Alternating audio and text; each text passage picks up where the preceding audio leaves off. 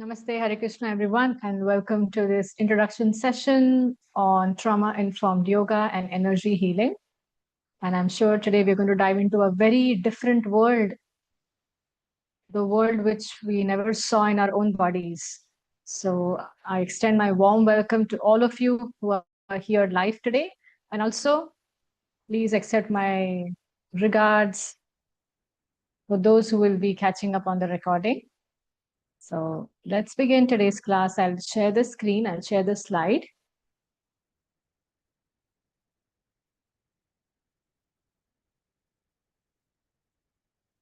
And also let me share with you what all we are going to cover up in today's class.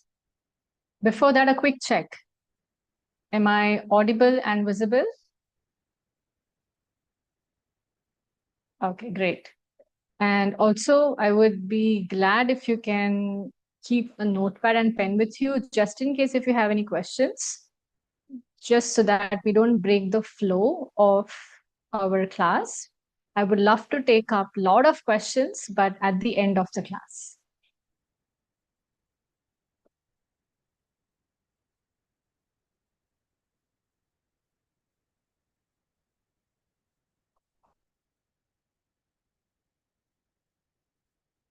Okay, so in today's introduction module, we're also touching base on some of the important concepts. First, we are going to understand what is trauma.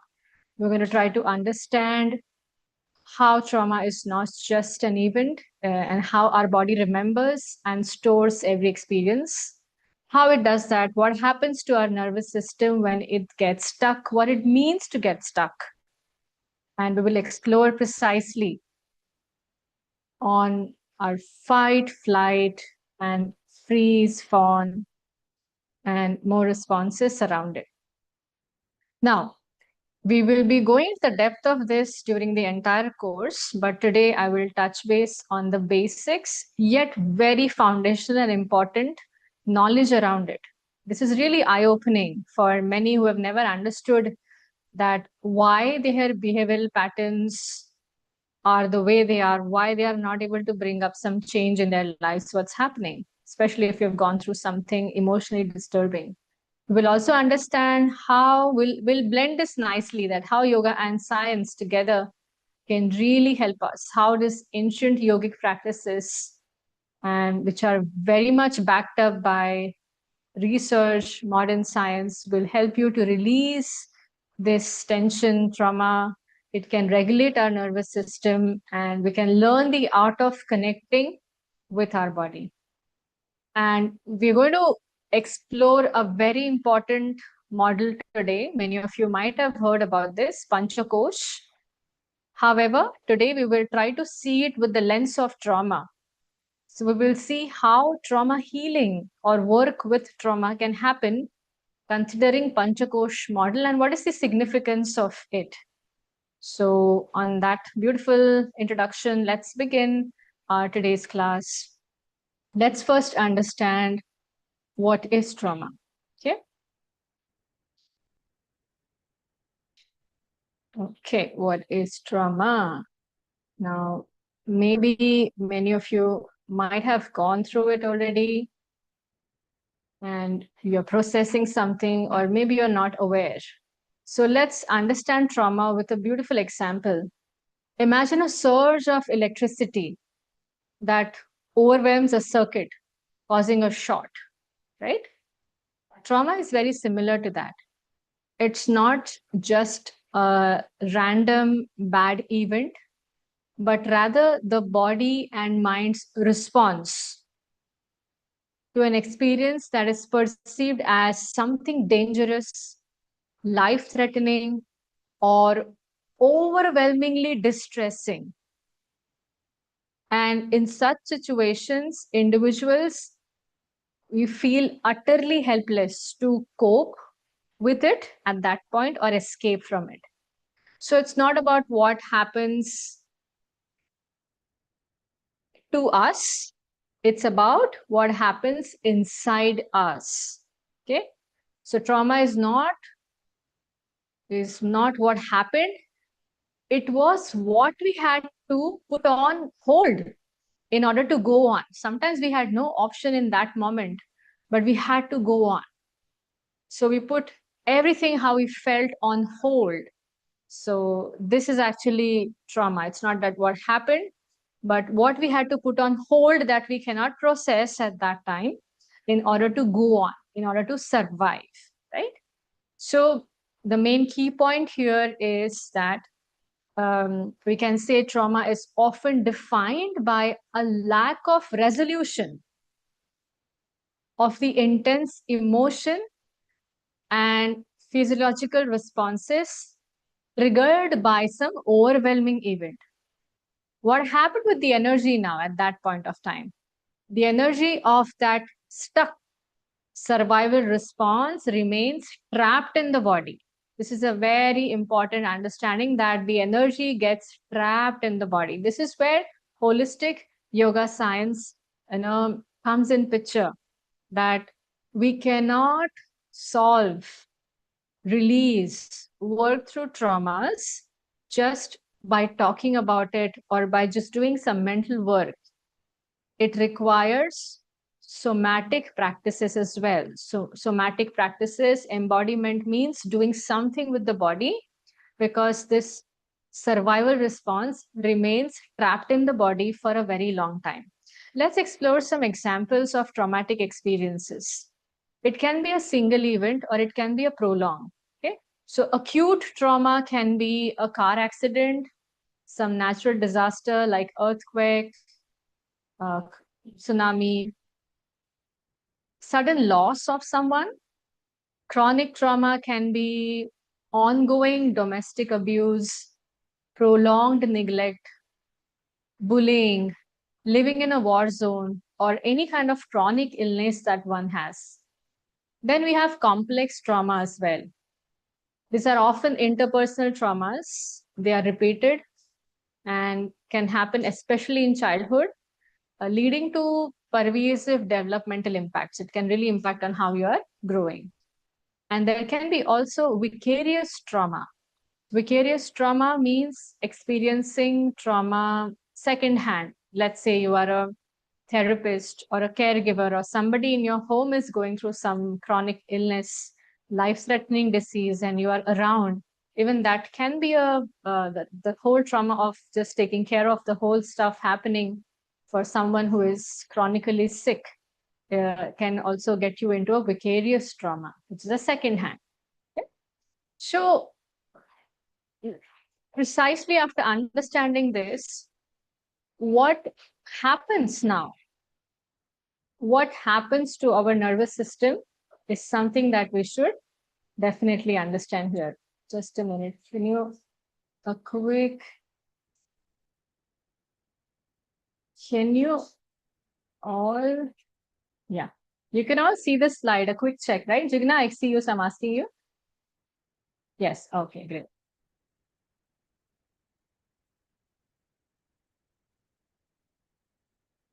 Okay. Something is stuck here. Just give me a moment, please. Yeah. Yes.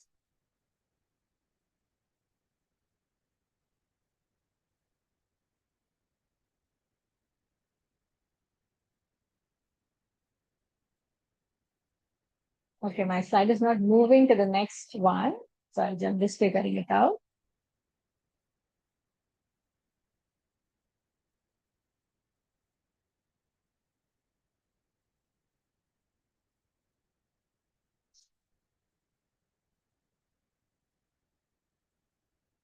Okay. Good to go. So we are now going to come to an important point here. What happens in your nervous system? How your body reacts to all this trauma or overwhelming situations around you. This is going to be something really important that we all need to understand. And this is where yoga jumps in, plays a very big role into regulating the nervous system. You might have seen a lot of videos around modern science talking about regulating nervous system and what happens to our body and nervous system during trauma. So our nervous system is brilliant It's brilliant. Really, it's really brilliant, designed for survival. Okay.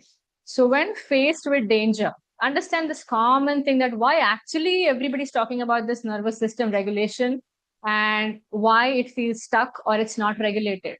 It's designed for survival, number one. We all should just underline this. Yeah.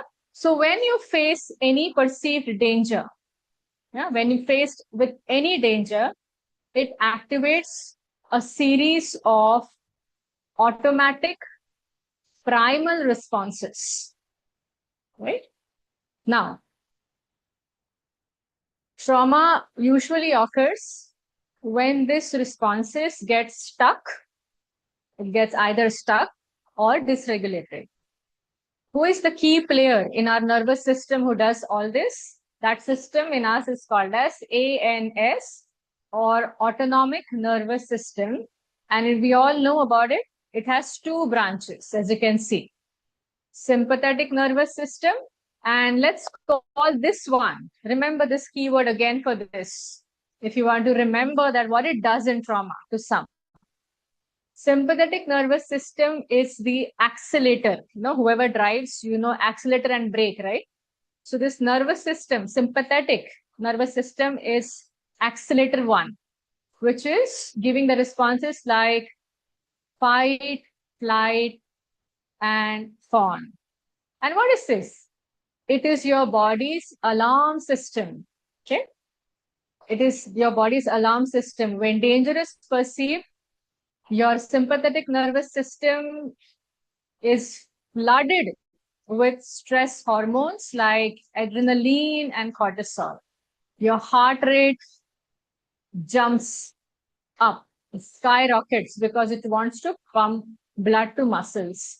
Even breathing becomes rapid and shallow, mainly chest breathing, to get more oxygen in the body.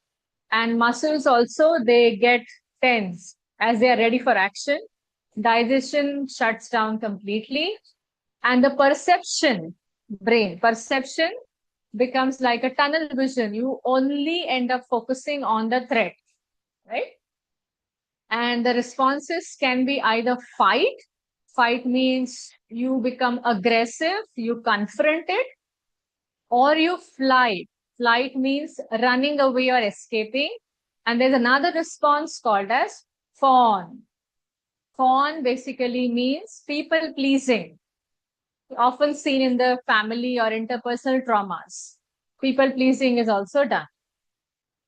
Now, what is the impact of trauma on our sympathetic nervous system?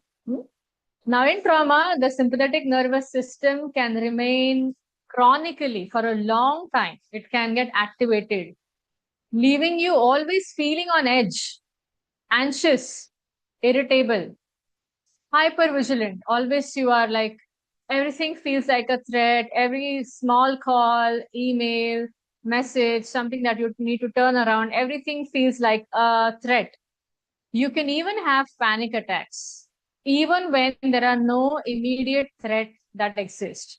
Basically, this system, when it gets activated in trauma, it's like the alarm bell that keeps ringing long after even the fire is out. So fire is not there, but still the alarm bell goes on. This is what exactly happens when your trauma has accepted SNS, or sympathetic nervous system, that gets activated. Now, for some, because it's autonomic nervous system that can get impacted, for some it can be sympathetic nervous system. For some of us, it can be now parasympathetic nervous system. And this is a brake. If the other one was accelerator, this is a brake. Now, this also, in the trauma language, as we can say, this can be freeze or collapse. Okay. Ideally, it is rest and digest. But in trauma, it operates like freeze and collapse. Now, what happens? And what is it? Yeah. So parasympathetic nervous system is your body's calming system, responsible for relaxation and recovery. And what happens normally when we are not in trauma? Your heartbeats are normal, your breathing is deep, your digestion is happening optimally, and this state actually also promotes healing. So we have to always take over this nervous system to promote healing. in any cases, physical or mental. But what happens? What is the impact of trauma when it is overwhelmed? If fight and flight aren't the options or not sufficient right now for your body, the parasympathetic nervous system, especially the branch called as dorsal vagal branch, in our upcoming classes, we will get into a little bit of scientific understanding of this. What is this? In very easy language, because I'm also not from a science background, but it was so enlightening to explore some of the basic concepts around our nervous system that are so powerful. So we have this branch called as dorsal vagal branch. Let's call it as a primitive branch that is, again, protecting us, our survival instinct. And this branch can trigger extreme states because its main job is to help you survive. So what it can give you, what are these extreme states? One is freeze. Freeze. This is the ultimate survival response. You become numb, immobile, you start playing dead. Okay. You've seen some animals actually do that. Whenever animals, they have in a threatening situation, they play dead.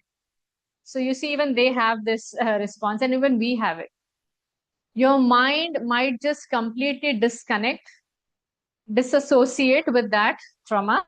You might have out of body feelings as well, that I don't know, where's my mind? Who am I don't know anything. This happens when the brain perceives that escaping, that is running or fighting, is useless. Nothing is going to happen. So you just become numb. This has been seen with lot of people who have gone through the sexual trauma, unfortunately, sexual abuse, I would say.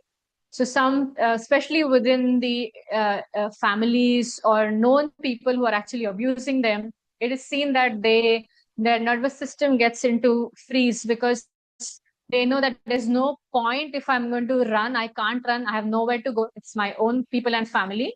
Or I can't raise my voice because it's too much of cultural and society pressure. So yes, partially even, so paralysis can be also a bodily response, but yeah, mental paralysis or the shock that you get, yes, that's coming from your dorsal vagal branch. So that is freeze. The second can happen is collapse or faint. Now this is what you were asking, the question, yeah? Complete shutdown. Even like, we might have seen it. I've seen it a lot in the Bollywood movies, but it's a fact that when you hear some bad news, you just collapse because there's a complete shutdown. There's a loss of muscle tone that can lead to paralysis as well. Yeah. So the impact of trauma on our parasympathetic nervous system can lead to ongoing in our daily lives later on as a chronic fatigue, depression, numbness, disassociation with the whole event, low energy, or a feeling of being off, stuck. It's like being constantly stuck in neutral, unable to move forward. Yeah. So that's a crazy impact that we have. And now the bad news here is we create traumatic loop with our nervous system.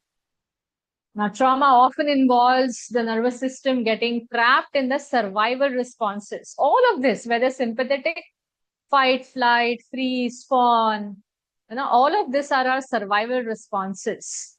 There's a threat.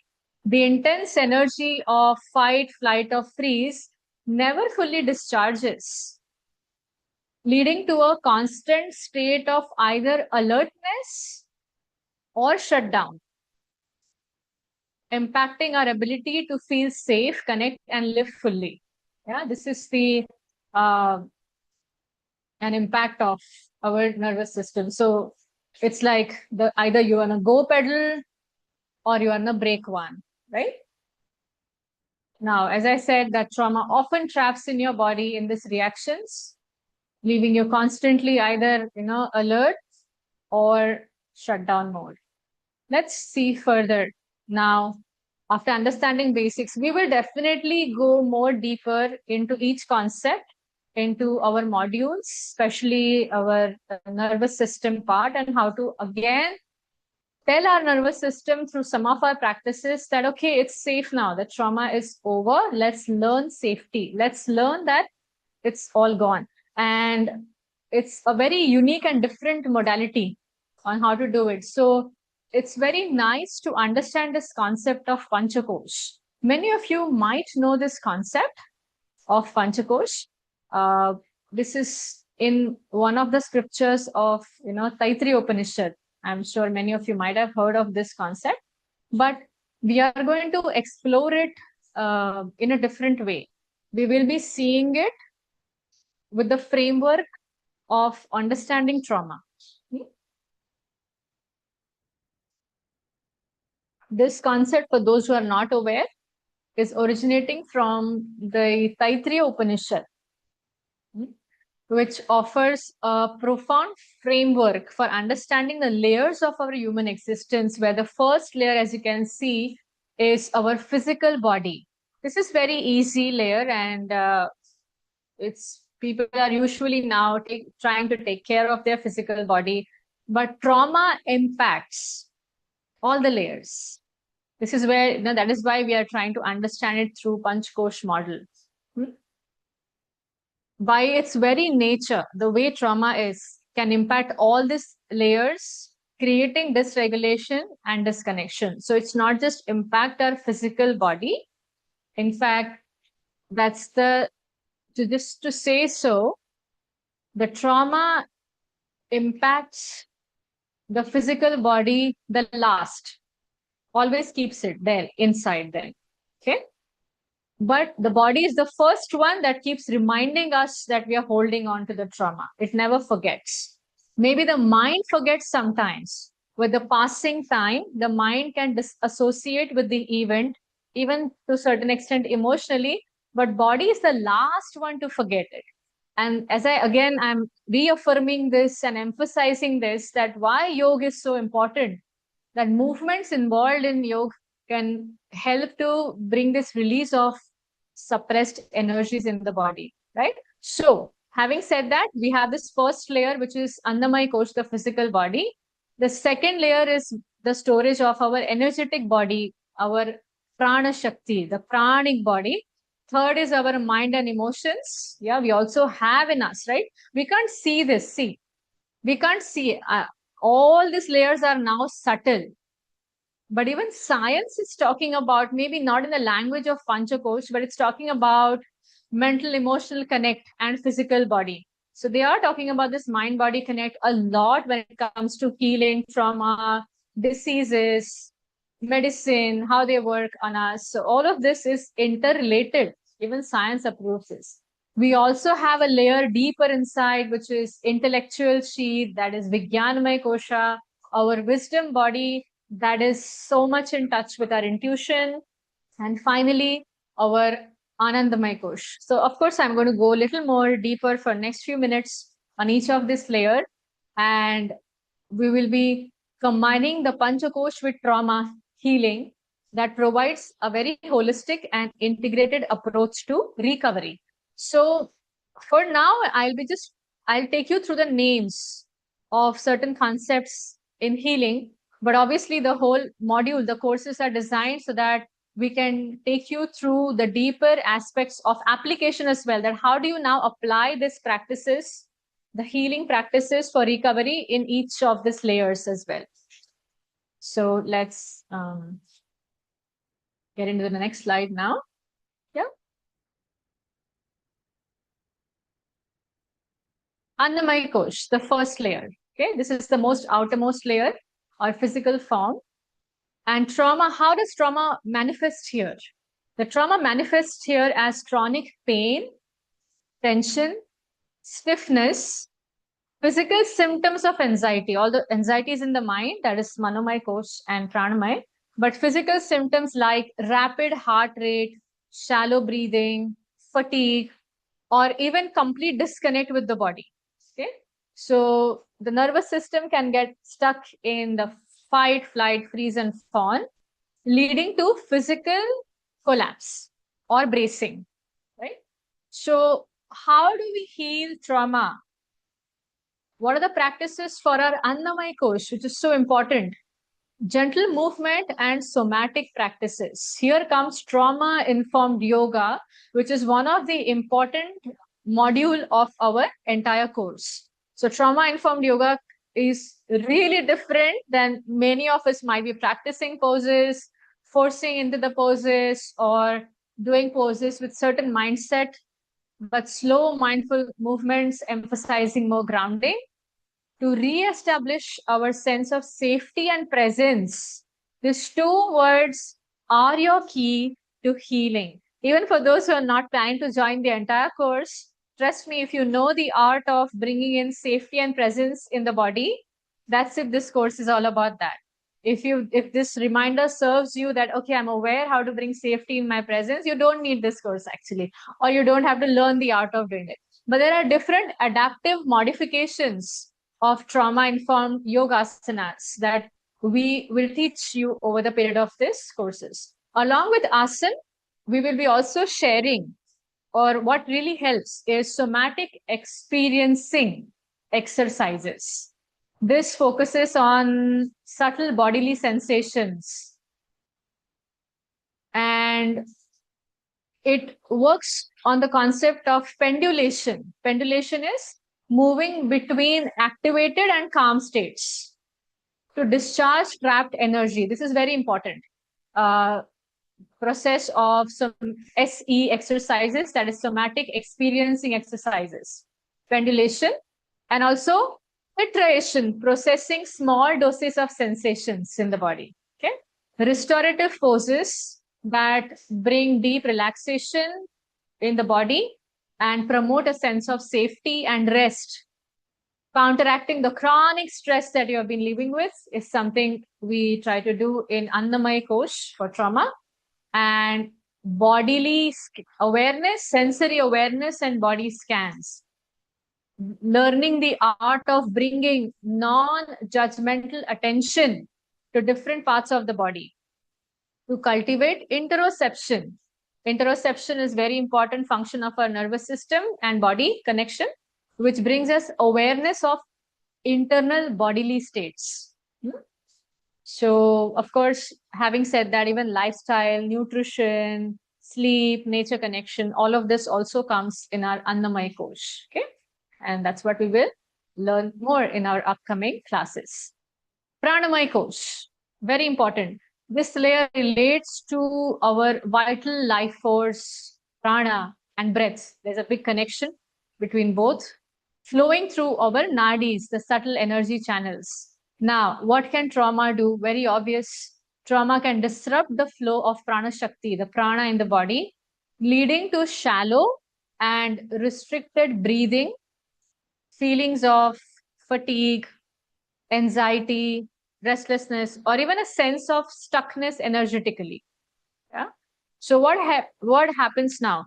Very, very important part of trauma-informed yoga is also breath work or some pranayam practices, right? So practices like Nadi Shodhan, lengthening the exhale, especially diaphragmatic breathing, all of this we will learn in a little modified way, that how to create safety and presence through even breath work, which feels comfortable when somebody is trying to work with trauma. It's not going to be some hard, fast rule. The way you actually, of course, I will delve deeper into this in our upcoming modules, but everything needs a caution here. The way you set up your class, the way you give instructions, and the way you sequence your class has a lot, the ambience, the surrounding, has a lot to do with how you are going to help the person feel safe and presence. So all of this mindful breathing practices comes when it comes to your Pranamaya Kosha. Yeah? We can also practice some subtle energy practices like chakras, also chakra breathing, breath movement coordination, some movements along with proper breath can also help. Somatic exercise with breathing also helps to release these blockages from our subtle energy. Yeah. Then we have the next layer, that is Manomay Kosh, the mental emotional body. And this layer is all about our thoughts, emotions, memories, and how we process everything with our senses, sensory processing. How does trauma show up and disrupts our Manomay Kosh? It can have intrusive thoughts, flashbacks, anxiety, depression, emotional dysregulation. You either react a lot or you numb completely. Hypervigilance, always on eggshells, always alert. You can't shut down. Even if you think that the day is over, sometimes also leads to insomnia in many because they're always hypervigilant. Difficulty concentrating on one task at a time. Always mind is jumping that because you're under this hypervigilance and kind of a threat. You feel if I'm focusing, something else is waiting, and that does not allow you to focus in the present. Or simply because of that, you always have sense of being overwhelmed by thoughts and feelings. Okay. Now there are a lot of practices that yoga offers, especially if I have to highlight the main names around here is mindfulness and meditation, of course. And we have MBSR techniques, that is mindfulness based stress reduction techniques. This is like something like witnessing your thoughts, meditations are here. Yoga Nidra can really help, loving kindness meditation, expressive art therapies, like if you're overwhelmed and feeling anxious around your thoughts, there is a way of pouring them out through an expressive art, which is also so much like connecting to your inner child, and a very nicer, colorful way of release. Journaling, of course, the yogic reflection, mantra chants of particular chakras or other mantras of phrases, affirmation to focus the mind can create positive mental state. Even visualization, movie making, or guided imagery can really help us creating safe and resourcing internal spaces to build resilience and regulate emotion. And in trauma informed classes, we also hold a space for emotional release. This can be controlled crying, shaking. This is little advanced way of holding a space, but we will definitely discuss this. This should be guided by a skilled practitioner, of course, and this can really help release suppressed emotions safely. Okay. And of course, there are a lot of therapeutic support as well, like yoga informed counseling. This is what we will also talk about in trauma informed and energy healing modules, upcoming modules. We will learn the art of integrating yogic principles with therapeutic dialogues. This is something really important. Or some of you, if you already have some psychological background, then CBT, DBT, this cognitive behavioral therapies, dialectical behavior therapy, and other practices to worksheets. We will be, of course, working a lot, and resources will be provided around worksheets to you, which will be a ready-made guide for you to help them as well. Okay. The fourth layer is Viganai Kosh, the wisdom body or intellectual body. Now, this layer relates to our discernment, intuition, do's and don'ts, like something, Viveka Buddhi, as they say in Sanskrit, discrimination, I should be doing it, not doing it. Helps you to discern, right? Ability to differentiate between, very important line here, especially for trauma-informed class or working with this layer, ability to differentiate between what is real and unreal, yeah, healthy and unhealthy. Trauma can definitely impair this kosha for big time because leading to a diminished sense of self, number one. Difficulty making decisions, confusion, loss of purpose, and feeling disconnected from one's own inner voice. So slowly, I'm going to come to this, okay? It might sound very flowery that, wow, yes, Bhagyashree, rational and irrational. You might feel like, oh, wow, this sounds cool, mind and intellect. This is bypassing in trauma. As far as safety is concerned, as far as healing is concerned, it should always begin with your Annamay, Kosh, and Pranamay. We cannot jump to Vigyanmay, Anandmay Kosh, and even Manomay for that matter. It is not a sustainable path. If anybody who has tried healing their trauma by taking up directly to work with their higher koshas have suffered later. Please type yes if you have experienced it yourself, or you have seen people actually not regulated even in spite of working with their higher layers or chakras or koshas. We should always start. I'm going to speak on that after a few moments, again emphasizing the point that I'm just making here. So it's very essential to work with koshas in exactly the order. Simultaneously is also fine, but not neglecting the lower other Annamaya and Pranamaya kosha, right? So how do we work with Vigyanmaya kosha with yogic principles or trauma healing practices?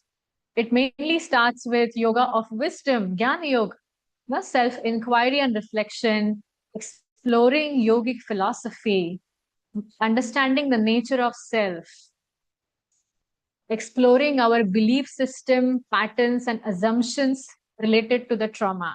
And this is where worksheets, they play a big role. So with worksheets, you can actually explore your own belief patterns and assumptions, which we will definitely discuss a lot. I'm sure many of you are already working in this field, and we can co-share a lot of experiences and stuff throughout the program. Of course, I'm looking forward, in fact. So we will definitely share a lot of worksheets that I have with me. If there's something that has worked with any one of you who are working in this yoga field or trauma healing, we can co-share a lot of things. Little bit of ethical reflections around yamas and niyamas to begin with can also help to cultivate self-compassion, truthfulness, and non-harming behaviors, right? And this is where parallelly, along with this wisdom, we can also work connecting with our intuitive, we can also work on intuitive development. So paying attention to our inner voice, gut feelings, and inner guidance. And how to do that? Everything has a practice. Everything has a way to do it. Creative expressions can also really help to nourish the higher koshas. Engaging in art, music, writing, dancing can give deeper insights and help us to express what we could not or cannot verbalize, right? Some trauma healers who are also into deep psychology, they like to do some dream work as well. I'm not taking every random dream seriously here, guys. So let's not do that. But if we are getting some recurring dreams, nightmares, it's time to explore dreams as a source of our unconscious wisdom and part of processing. I won't be going into the detail of it. I'm not an expert into dream analysis, but we will touch base on this in our modules a little bit. Okay. And of course, very important yogic perspective around working with trauma is to develop something called as, which ancient scriptures have been recommending a lot when you develop yourself into meditation or evolve, is Sakshi Bhav. Developing witness consciousness. Now, cultivating the ability to observe your own thoughts, emotions, and sensations without getting entangled in them can really foster a sense of spaciousness and a new perspective. So this is something we'll definitely talk around a lot, and also practice, and we'll get our tools around how to develop this. This is what our ancient scriptures has been talking about again and again, of developing this, separating ourselves from our thoughts, feelings, and emotions. Yeah.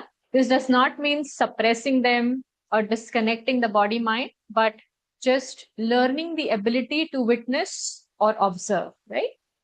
And of course, coming to the innermost layer, our bliss body or the causal body, this body represents, our innermost layer represents our inherent joy, peace, and connection to the higher self, divinity, whatever school of thought that you follow around your concept of higher consciousness, something that is higher than us. Yeah. what one thing that trauma does, it can obscure our access to this kosh for sure, but it cannot destroy it. That is something, this is what yoga or trauma healing practices remind us, that our whole ability to see these things can become unclear, but it cannot destroy it. That's a very powerful and inspiring statement that every modern book and every ancient scripture is talking about. No matter what we go through, our innate ability of joy, peace, and connection to the divine or higher self is never destroyed. It's just obscured for a while. So healing at this level, it will involve reconnecting with our well-being, with fundamental well-being, spiritual essence, and wholeness, right? And some of the practices that are highly recommended as well, without any spiritual bypass, of course, is yoga of devotion, bhakti yoga, right? Where we foster love, gratitude, and connection for something larger than oneself. So chanting, devotional singing, prayers is something highly recommended to become part of our lifestyle. And many devotees might have this question that we are already doing it, but why still I have this trauma? Maybe I'm saying the same thing again. Maybe at some point or a needed time, we failed to work on our Annamaya and Pranamaya Kosh. And we surpassed to our other higher koshas, took up some practices. And if still trauma shows up or impacts you, is maybe because something has happened bypassing, and we can again start beautifully. Because you already have some higher tools as well of other koshas. We can add on some other koshas as well. Selfless seva or karma yoga in yoga, usually referred to as, that can really shift our focus from personal suffering to contribution and connection more. Right? And gratitude practices, of course. I mean, how can we deny this? But gradually, I mean, when the body is in the deep state, the nervous system is not regulated, just even expressing gratitude for things I have, my mind, my brain will not be able to see it because all I see is a thread. And that is why we are going to emphasize more throughout the course, because somehow I feel we all know how to work with gratitude. We all know how to write down gratitude. We all know the practice intellectually. What we really don't know is how to find safety and presence with the body and mind connection, right? So we're going to emphasize more on that. But of course, I'll keep on giving you tips and hacks and other additional beautiful add-ons that are important in your classroom. So one of that is, gratitude practice, then spending time in nature, engaging in art, or just, cultivating this awe and wonder around the vastness of the universe to evoke feelings of interconnectedness and transcendence. That happens slowly as we find a little safety. Yeah. And for the deep rest and surrender to work with our deeper koshas, prolonged practice of Yoga Nidra is highly recommended. Okay. This gives profound state of relaxation and sense of peace within. Meditative stillness. This all comes later, guys. Okay, do not take today's class as a prescription on your day one of trauma class of yours or somebody else you are going to teach. I think the worst thing we might end up doing to someone on the beginning journey of their trauma is to give them some stillness, deep yoga nidra. No. We are going to discuss on the progressive stages as well in our upcoming sessions, that what is the first step. That's very important. Setting intentions, sankalp is also very important. Connecting with spiritual community and self-compassion practices to nourish our Anandamaya Kosha once again. This is very important. Okay, great. Something that I really want to share again, that our ancient science of yoga never separated body, soul, and mind. They saw just one single organism vibrating across multiple layers, right? So let's see in principle now. We're going to blend beautifully the ancient wisdom with modern science, and what are the principles, of the healing that happens. Yeah. So yoga offers a complete way to heal. It just doesn't focus on talking about your experiences. And this is where, again, when I say this line, I'm not criticizing, I'm not being less appreciative of psychologists or counselors. I'm trying to say here that, especially for trauma, because it is in your body, only talking about your experience again and again with different people will always leave you incomplete. You might talk, temporary relief is there, you're again back to square one with your body and disconnection and mind. So it's very important that how this layer, Panchakosh, yoga, through movement, breath work, mindfulness, connecting with our inner layers, Anandamay Kosh. It's so beautiful way of healing, not just trauma, but even some disorder for that matter. It just doesn't focus on talking about your experience, but on feeling them so that you can process it, understand them better, have a relationship with them, although a little difficult, but it's important, and releasing them from your body. So this is where yoga plays a very big role. Let's precisely understand on how that happens actually with the yogic principles. Our ancient scriptures, they talk about, chitta vritti nirodha, the stilling of fluctuations of mind. And they understood that a disturbed mind and body prevents us from experiencing our true peaceful nature, right? And modern science also now shows us that the neurological basis for this fluctuation in trauma, okay? So fluctuation, fight and flight, everything that we just discussed is fluctuation of the mind. And this is where we can say that yoga offers a holistic model of health and well-being, not just trauma release, but also health and well-being that directly addresses the multi-layered impact of trauma, moving beyond just talking about the experiences, but to feeling and releasing them in the body, right?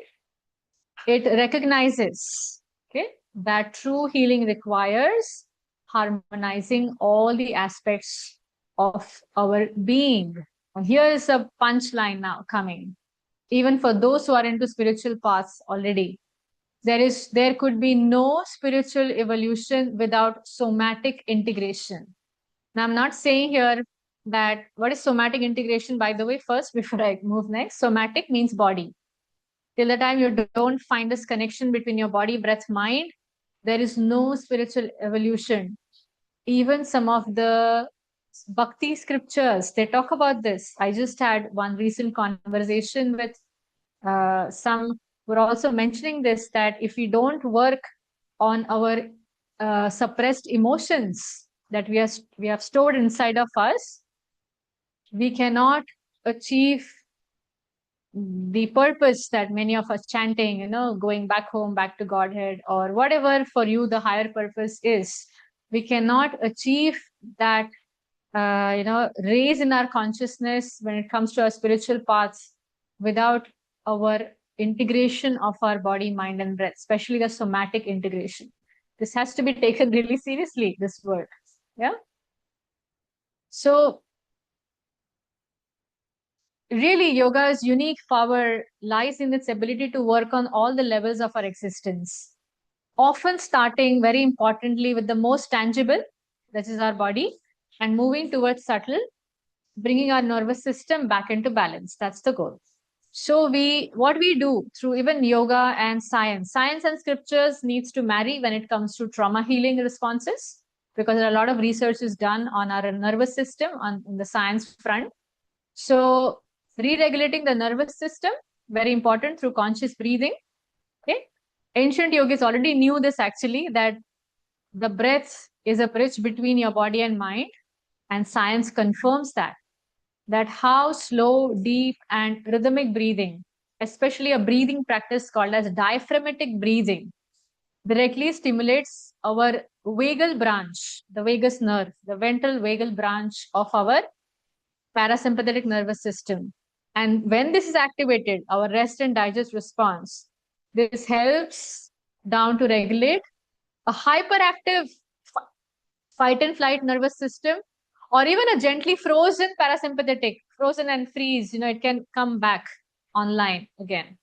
Even Nadi Shodhan Pranayam is a very big help when it comes to balancing the neural pathways and mirroring them. Mindful movements, that's what asanas. Traditionally, asanas were not about jumping in and out of the poses, but it was also more about mindfully moving. It's not just the physical exercise, it's a conscious movement that invite presence. How am I feeling in different body parts is a very important note that any ancient yoga practitioner or yoga practice recommends, that we need to see how we feel. We have to be conscious by moving slowly into the postures and with awareness. What happens when we do that? When we move with awareness, we help release stored tension from the muscles. This is where the fight and flight energy often gets trapped in our muscles, so the body becomes stiff. No brainer, guys. Whenever you're stressed, do you feel the tightness in your muscle? Of course, forget about trauma. Trauma is a big thing. But even normal stressors of life can make our body stiff. So grounding postures in yoga and some somatic combination exercises can help us re-establish a sense of safety and connection to Mother Earth. Grounding is very important here. Counteracting feelings of being, out of body or disconnected. Okay. So, of course, the scriptural principle says that the body is a temple.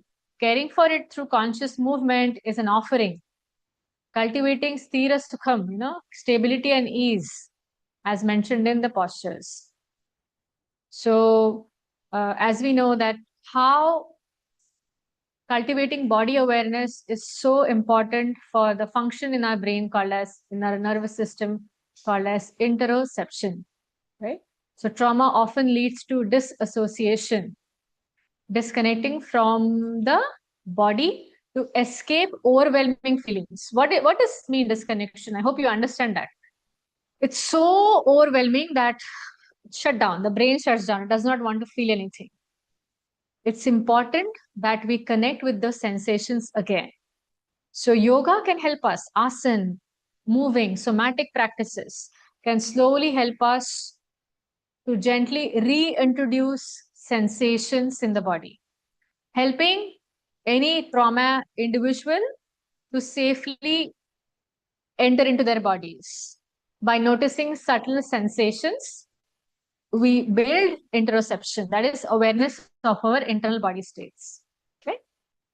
And this will also help us to differentiate between current safety and past danger. Sometimes the problem or the impact of trauma is so much that even in current, although the traumatic experience is over, even today, I'm functioning as if the danger is also today. So this really helps us to kind of understand that current is safe and past was danger. There's a difference between the two, right? And of course, it also helps us by helping us to processing our emotions and thoughts through mindfulness and reflection. What do we do in mindfulness practices? Okay, a little bit of points I'm re-emphasizing again to kind of shed the importance of it. So what happens in mindfulness? A simple body scan. What do we do in simple body scan practice? We are observing thoughts without any judgment. Yoga teaches us to witness rather than react to our internal experiences. With trauma, our nervous system is always either shut down or wants to fight and flight.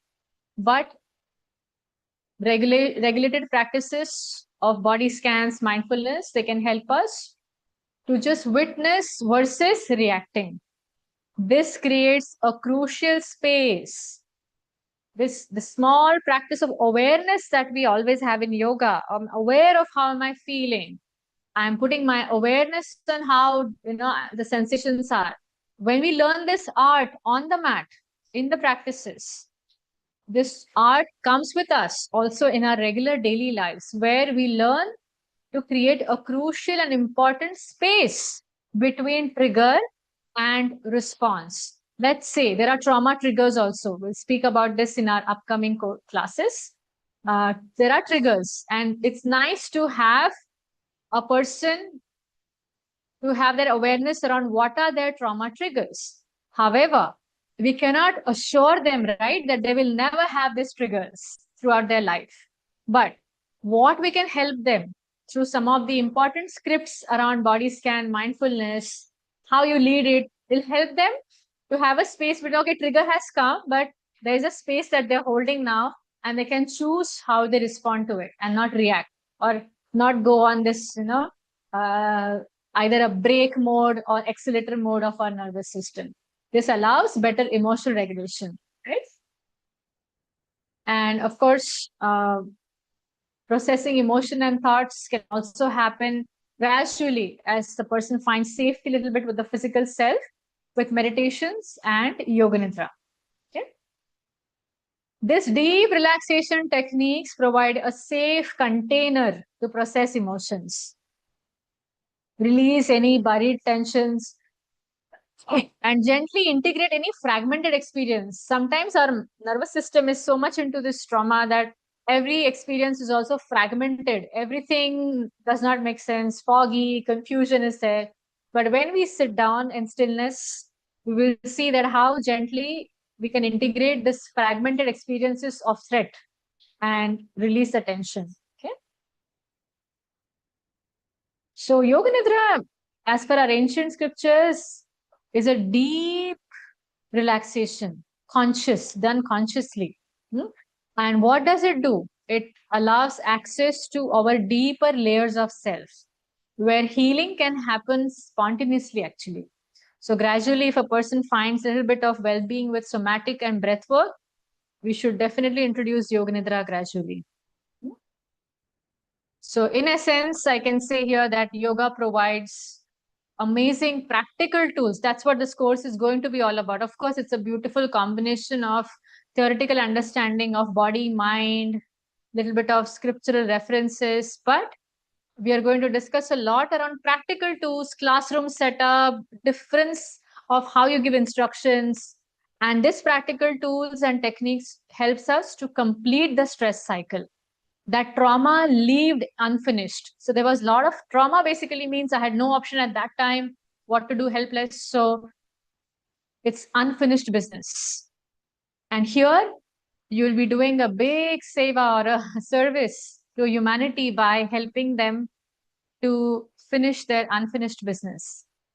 Trauma never, the whole experience in yoga, trauma informed classes, it does not deny the pain, but rather through conscious breath, movement, and presence, yoga practices can help the body release what's stuck, calm the nervous system, and restore a sense of controllership, agency. Positive word, I won't say controller, but it gives a sense of safety and agency. Okay, lovely. Now let's get into the next one. Yes. Let's just quickly discover some of the principles of yoga psychology. Okay.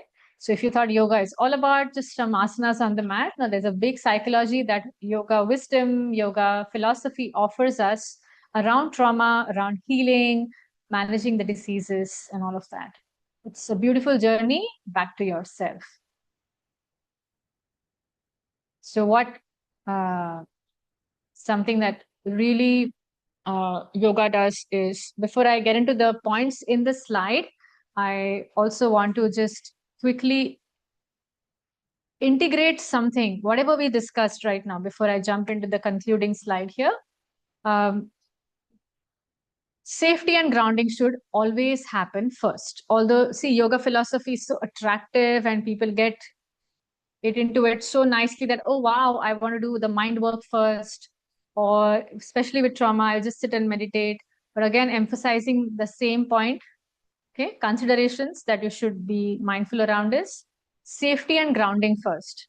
Okay.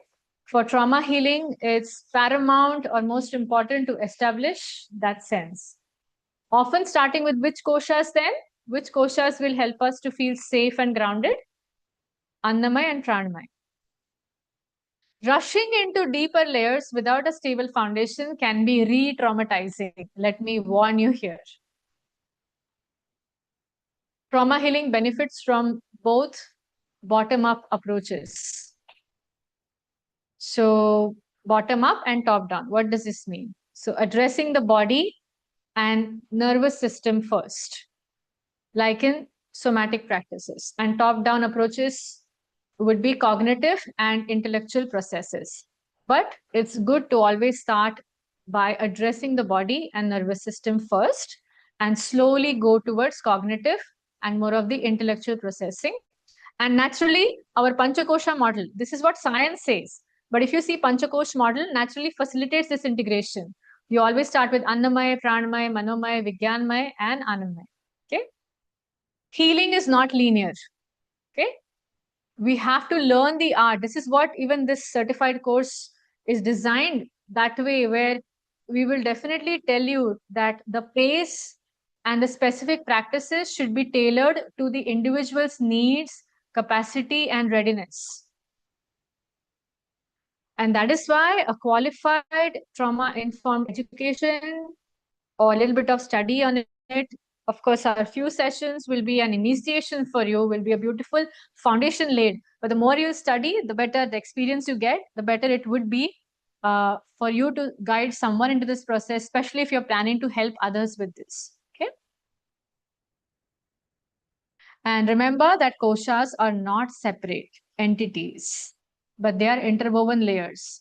Healing one kosha, you will see, is naturally influencing the other, right? So that is something we need to really systematically address trauma through the lens of Panchakosh and with some points that you need to understand, surely. Okay. I love yogic psychology word, coming back to the slide here. Principles of yogic psychology in healing. It provides a powerful framework for understanding the human mind and its journey towards healing. At its heart, yoga psychology for trauma healing recognizes few fundamental truths. Trauma is not just in your head. This has been a little bit of, transformative speech for many yoga teachers now. I do understand that the classical yoga style or gurus or some ashrams, the way they also talk about trauma or problems is just, they might end up hurting your feelings more, that, oh, trauma is just in your head. It's all about mind. Unfortunately, even science does not support this concept. Okay. So unlike some approaches that might only focus on thoughts and emotions, yogic psychology understands that trauma leaves its imprints everywhere, through physical body, through tension and pain, in our energy body, through fatigue and anxiety, as we discussed, our thoughts, racing mind, negative pattern, and even our deepest sense of self. We just feel disconnected, lack of purpose, and lost. So it's a whole system disruption. So it's not just in the head. And second principle that yoga really respects is you have an innate capacity to heal. Now, just as a cut finger naturally heals itself, right? Yogic psychology also believes that within each one of us lies a profound capacity for self-regulation and healing. So trauma might, as I also previously mentioned this, trauma might disturb your vision for a while. Like it can obscure this innate ability, but it does not destroy it. It does not destroy it. You have capacity to come back to your original, clearer vision. So the inner healing intelligence is what you connect slowly with yogic principles. The whole journey is from disconnection to connection. Trauma means disconnection. Yoga means connection, right? So trauma often creates a feeling of being fragmented, disconnected from our body, our emotions, even sometimes people around us, or even our true selves. And yogic psychology provides step-by-step path to gently weave these parts back together, fostering a sense of integration and belonging to people around and also to something higher. And yoga always believes that mindfulness is your superpower. A core principle is the cultivation of mindfulness for yoga. Awareness without judgment is the main thing that is actually, this is what I would not say surpassing, but this is what all the ancient gurus, authentic ashrams, they might not get into a depth of your somatic work, traumas, but something that they immediately leverage you towards, because that really works. Awareness, mindfulness, but just that we're respecting everybody's need, and that is why we have this hierarchy of working with body, mind, breath first. Sorry, body, breath, and then coming to the mind part. But this is the ultimate and a powerful, super powerful tool, right? For trauma, this is the revolutionary state. So instead of being overwhelmed by difficult sensations or thoughts, yoga practices will teach us to observe them with a sense of calm detachment. Yeah. Rather than being trapped always in the reactivity on how am I feeling, I'm now creating a space for processing of how I feel and release. Healing means feeling. To heal, we need to feel. The feelings sometimes are so overwhelming that we have learned this negative art of suppressing them or overreacting or numbing or distracting ourselves, right? So yoga practice. And that is why you see many people, maybe you're a teacher already, you know some students or yourself, I don't know, around you, you'll see the moment you ask them to sit in a meditation, and if they have no basic grounding, they don't like meditation. Why? Because they have to always confront their own selves. All the suppressed stuff starts coming out. Please type yes in the chat box if you've always felt that whenever I sit for meditation, even if you're a seasoned practitioner or you're a beginner or you've seen someone going through it, whenever you sit for meditation, most of the time, sometimes something randomly from the past starts to come, or something that has been impacting you emotionally again start racing in your mind. See, every meditation actually is an opportunity for us to witness, hey, what's actually have been triggering me. Yeah, this is an opportunity, but we have disconnected from the art of feeling the difficult stuff also. And thanks to modern age, where everything is always made so comfortable for us, right? Everything is like, okay, yeah, everything is so comfortable at my button's touch. I can order things, order food, living in the comfort, I have a good shelter. Anything that feels uncomfortable, a feeling, we want to run away from it. We are totally distracted. We start doom scrolling. We start watching some series or movies, or we eat something. But actually, every session of mindfulness, even if it triggers us and we don't like to be in silence, or when we lie down on the bed at night, something, it's important. They are telling you the parts of you that you've not worked on enough, or something that you need to release. Yeah. So mindfulness is the superpower in yogic psychology. And of course, your breath is a master key in yoga. Because breath is not just the breath as per yogic psychology, it's prana. It's seen as a vital force and a direct link to our nervous system and emotional state. By consciously working with breath, we gain amazing power. We also manipulate, positively regulate our prana as well to soothe our agitated or numb nervous system, release trapped energy, and shift our internal states from fear that we experience all the time with trauma to the sense of safety. So, in a sense, remember, yoga psychology for trauma healing is not about fixing something broken. You are not broken. Okay, nobody is broken. It's not about fixing, it's about remembering your inherent wholeness, right? So, this is what we really now practice through yogic principles, profound practices that can help you to navigate through the beautiful landscape, through chakras, pranas, nadis, our landscape of our inner world. Release the echoes and shouts of your past and cultivate a life rooted in peace, resilience, and deep connection. Okay. So, in the end, just a moment, I'll drink some water.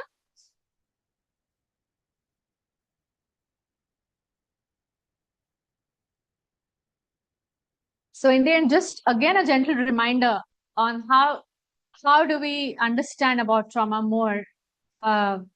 So sometimes even after a good rest, good sleep, moderately healthy lifestyle, every discomfort, every stiffness, every pain is a call for reconnection. That's how we should see, especially even with trauma.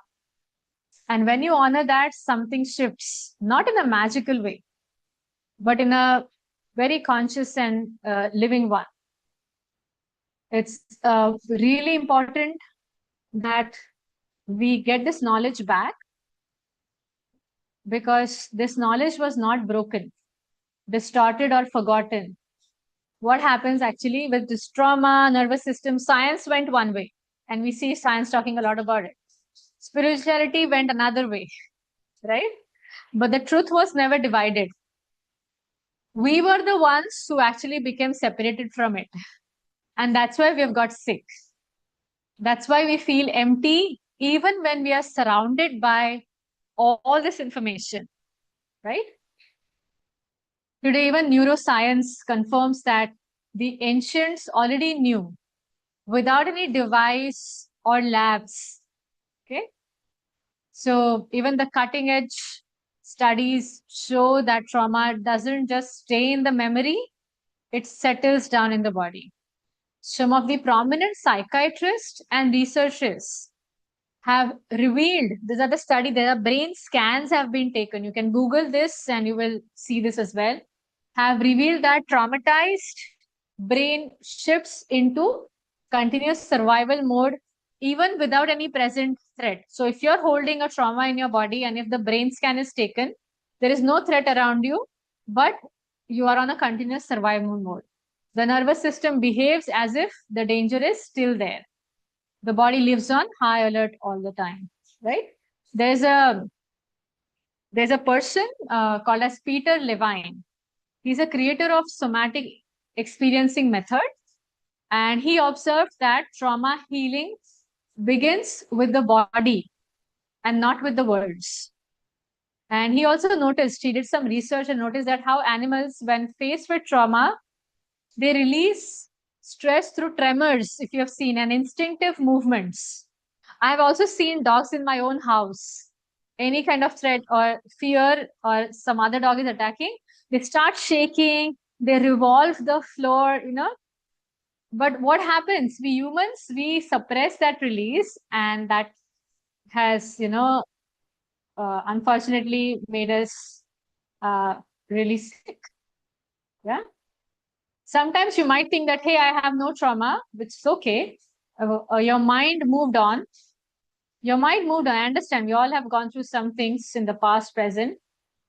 Your mind moved on, but trauma is all about, guys, your body and nervous system getting stuck, frozen in the exact moment. Something was broken at that time. You might have forgotten what happened, but your breath remembers, your muscles remember. Okay, not a scary statement. Okay, I'm not making you all fearful, but that's a fact. Your breath remember, your muscles remember, your posture at that time, your heartbeat, every bone of yours, they all know it. Yeah.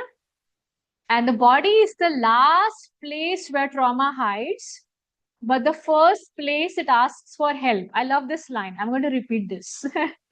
I especially highlighted, in my notes.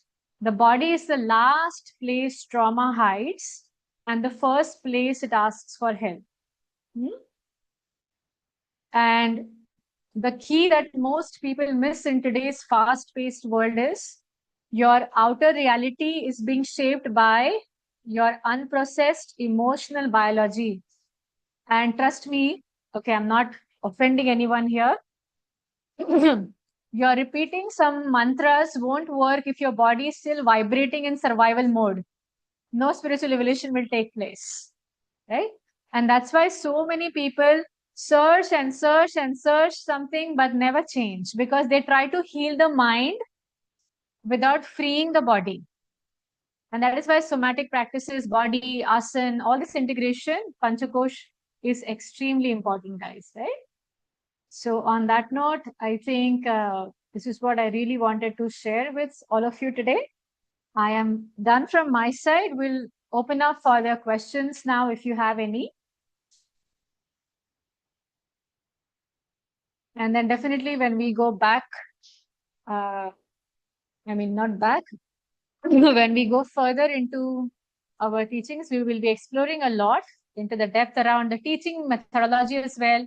Okay, maybe before I ask questions, let me take you through precisely. The notes have everything. I will be posting, our admin team will be posting more details around what are the inclusions of our further course. But in crux, I want to give you something in crux from my side personally on this live call with all of you. So we will definitely explore theory around our nervous system, ancient yogic sciences, more. Everything that we spoke about today, we'll go into the depth of it a little bit more. And also we will understand uh, something more around trauma responses, different types of trauma, little bit in more details around what happens to your body and mind, a little bit more jumping into your nervous system. We'll get into the polyvagal theory, that is your vagus nerve, and how yoga can really help in healing.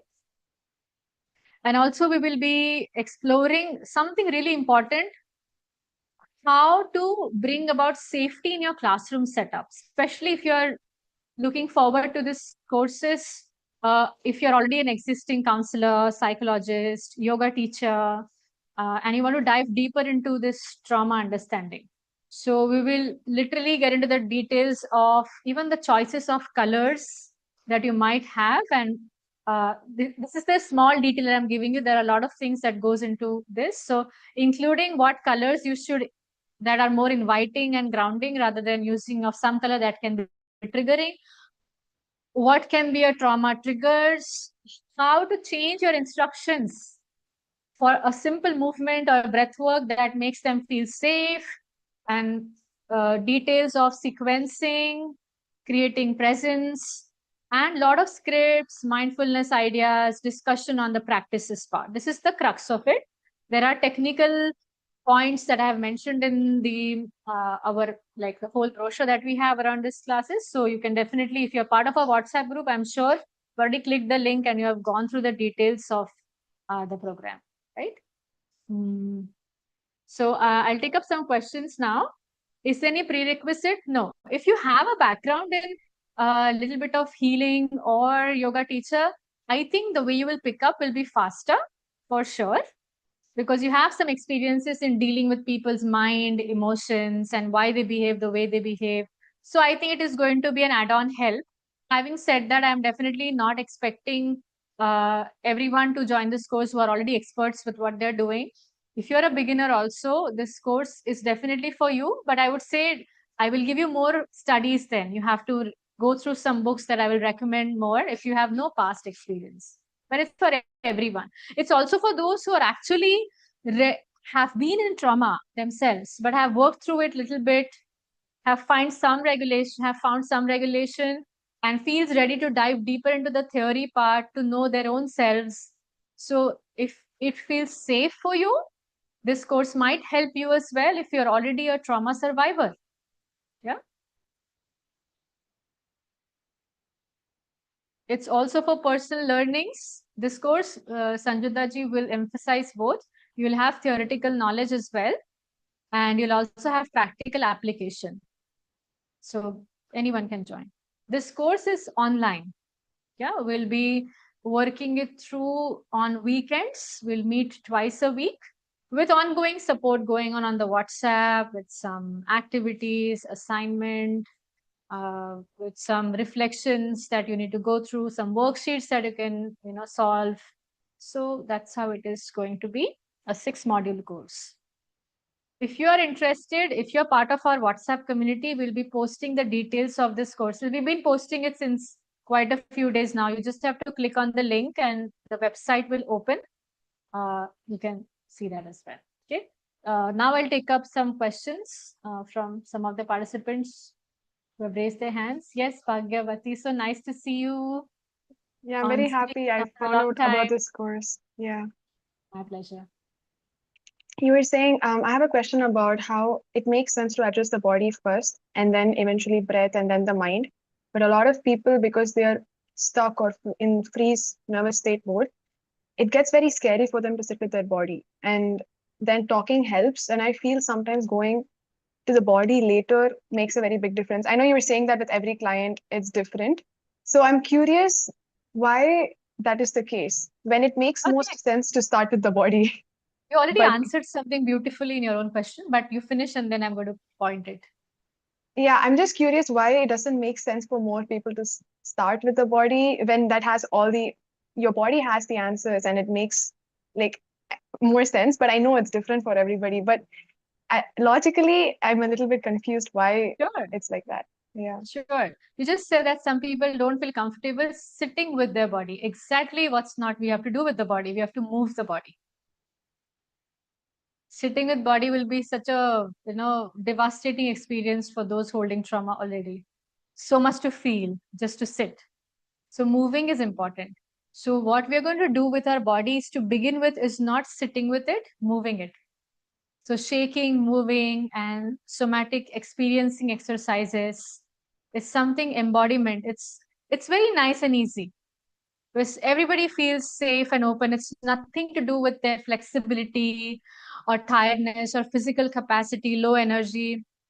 The exercises are so smartly designed that they will not even feel tired in spite of they going, keeping trauma in their body, or will not feel judged. This is where teacher training or some experience like this is so important, where you are creating that safe environment for them by mirroring it, modulating it so well that they feel happy to actually get in touch with their bodies. It's really important. Okay. So we're not sitting with the body, we are moving the body. Okay. Natasha?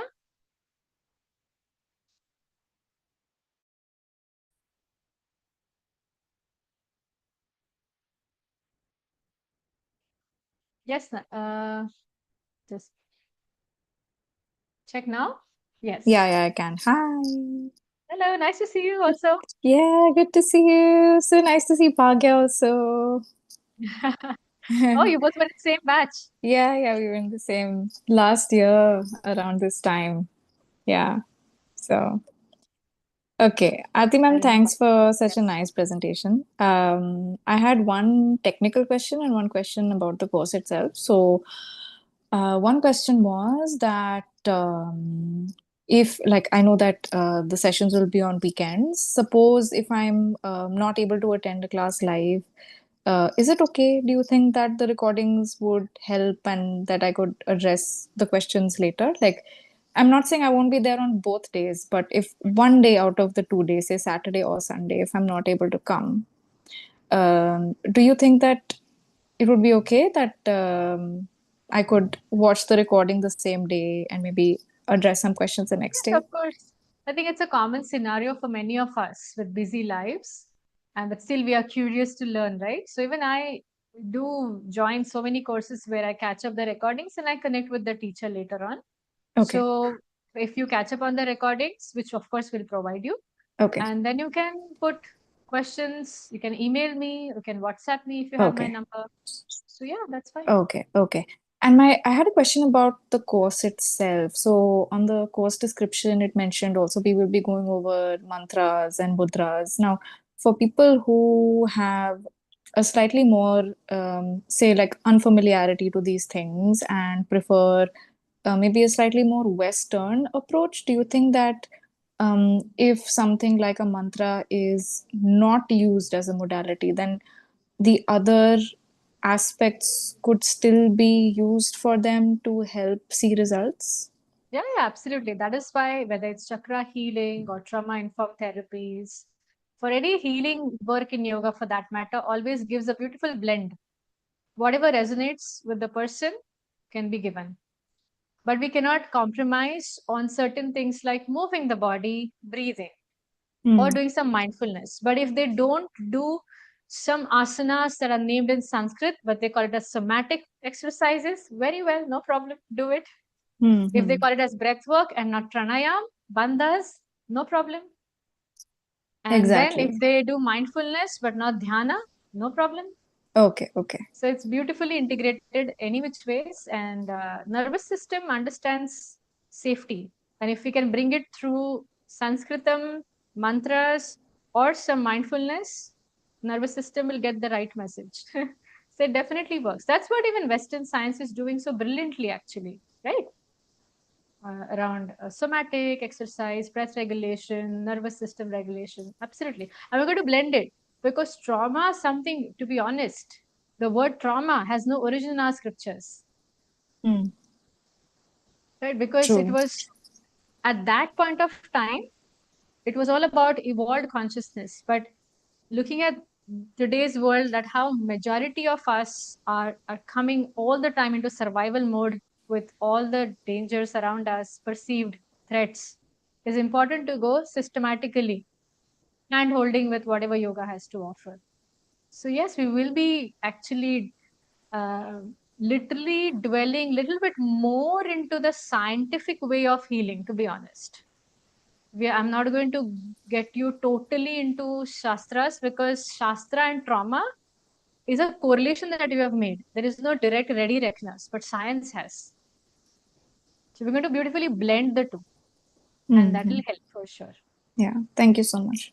Whenever I see there's a course Aarti ma'am is leading, it's like default that I will sign up. Even your inner child Thank healing you. course I had done That before means a this. lot, and that really inspires me in continuing what I'm doing. Bhagavati, thank you also for your kind words. Yeah, really means a lot. So anybody else who you think is in this field would be interested, your friends, if you're into these practices, you can send them these recordings or details so that many of us can benefit from this course. Okay. Anybody else has any more questions?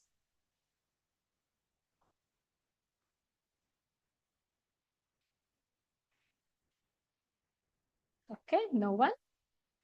Then thank you very much. This recordings will be, I'll just check the chat box, something came in. Will this help in future how we deal with trauma?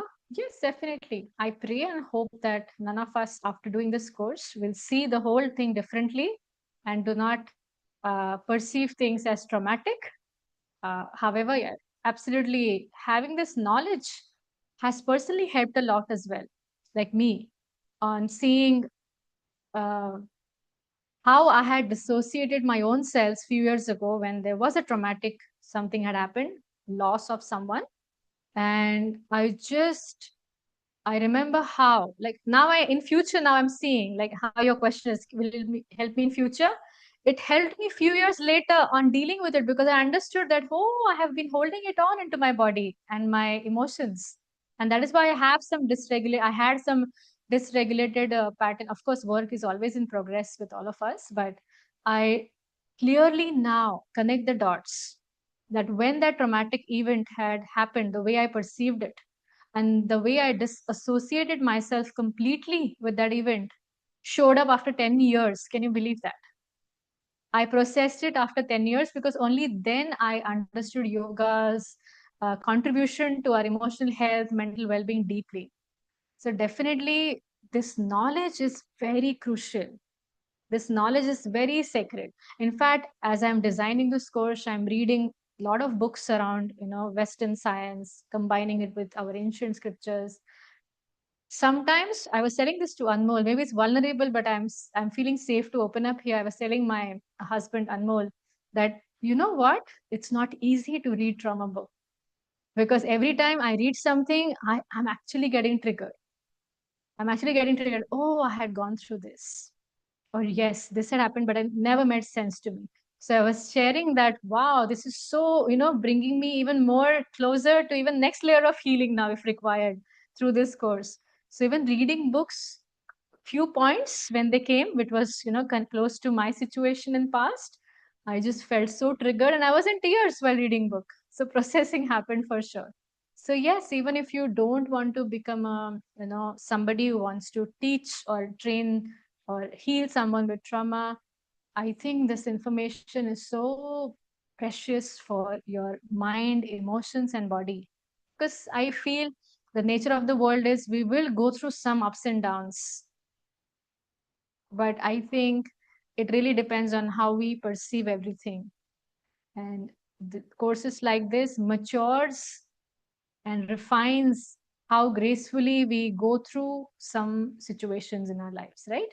So yes, even I feel it's going to be a win-win situation if you become a healer or not still. Yeah, we can perceive problems differently for sure. How trauma sits in the body can be different if you're regularly moving anyways. Might not even sit. See, even I'll end this with examples since Dhara asked this question. You have two siblings in the house. For one, like a parents, same parents, but one sibling who felt really traumatized when mother refused to give a chocolate. And same thing happens to the other child as well, but does not feel traumatic or sad or strong at all. So you see, we can change the landscape of how we are perceiving things around us also through somatic practices, asana, pranaya. We change our internal reality on how we perceive things. So sometimes same things can happen, but way we put it into our system is different. This depends on a lot of our internal health, how we have taken care of ourselves, right? So this course is actually for everyone who just wants to learn how to deal with problems in life. Yes, Jigna? So ideally, traumas are connected to the Mooladhara chakra, right? No, every trauma has its chakra. Yeah. Every chakra, so sorry, every chakra has its That was trauma. my exact question, because you have different types of traumas, related to different chakras. So does this help, like, working on the chakras and then releasing the trauma? Yeah, our one class, our one module is exclusively going to be based on chakra and trauma and some activities and sadhana that is recommended. Chakra itself is a very big course that we have done in the past. But since we are combining our ancient modality with modern science, we'll definitely see each chakra and precisely understand them and trauma connected to it and recommendations. Thank you. Most welcome. Okay, thank you very much. Anyone has any more comment, questions? Thank you so much. Always go back to the recording if you think you want to again understand what you heard, and then you can take a nice informed decision to go ahead with this wonderful program. I hope to see most of you for the course. Thank you very much. I'll see you soon the next week. Thank you. Okay, Bhagavati already registered. Great. Thank you so much. Thank you.